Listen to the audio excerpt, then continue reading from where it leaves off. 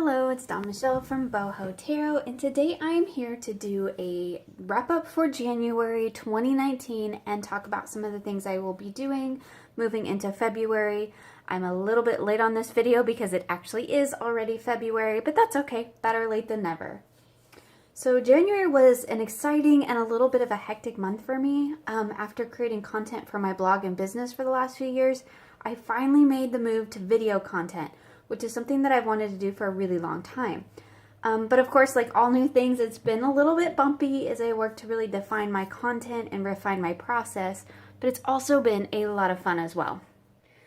So for January, my focus or my theme was grounding. So the two main decks that I chose to use were Tarot of the She and the Shamanic Healing Oracle. I really only chose two decks because I knew that January was going to be a really busy month for me. These two decks I chose specifically because they both had this really grounded energy that I thought would encourage me to sort of dig beneath the surface, and for the most part that really was my experience with these decks.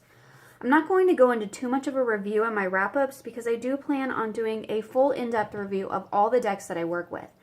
But I did just want to say that Tarot of the She was a bit of a surprise for me. So while these raw and powerful images of the cards really tap into this deep and primal place, as I really expected it to, I wasn't really prepared for the strange otherworldliness vibe of the She, to have such this cosmic yet rooted energy. This deck really says to me, like, as above, so below.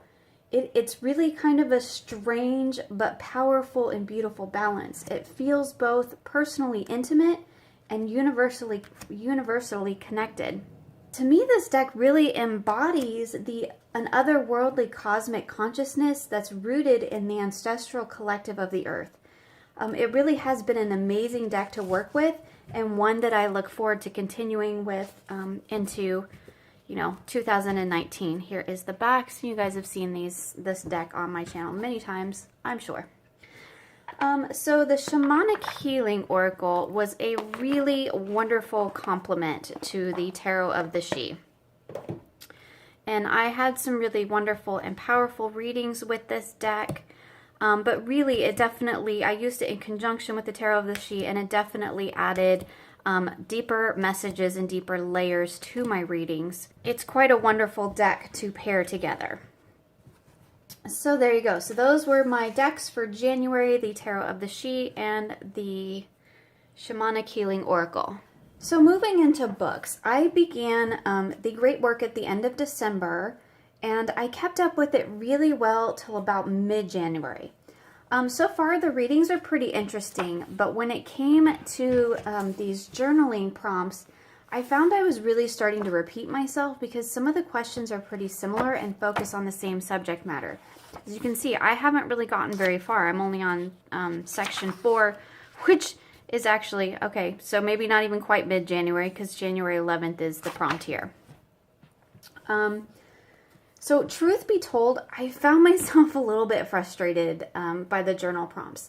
I think that moving forward, I'll try to perhaps switch up how I approach the prompts, maybe do some journaling, of course, but then I might start to integrate some tarot as well as some art just to give me a bit more room to express my thoughts and feelings in a way that resonates with me a little bit better. So I am looking forward to sort of catching up and continuing with this in February, and we'll see if those changes maybe help me to stick with it a little bit better. I also read Tarot Inspired Life. This is a book, it was cute. Let me just say that. I'm not going to do like a full review, but it was a cute book. I think it's definitely more geared toward beginners. There's a lot of introductory material, history, the parts of the deck, the, basic symbology, spreads. It's very beginner, I guess is what I'm trying to say. So while it was kind of a cute and, fun little read, I'm not sure I really gained much from reading this book, but, it was a fun read, and I would definitely recommend it for beginners and maybe people who really aren't using ritual or meditation or journaling or that sort of sacred practice with their tarot. This might be a really good book to introduce you into that, there is some very basic information on that kind of stuff. If you're a person who's been doing that kind of process for quite a while, like I am, I'm not sure you're going to get much out of this book, but it was a fun read, so I will say that for it. My fiction book for January was Shadow of the Wind, and this was a really amazing book. It has a bit of a classic gothic feel with a really fascinating story. I don't want to give the plot away, but if you love books about books and enjoy gothic stories, this might be a really good one for you.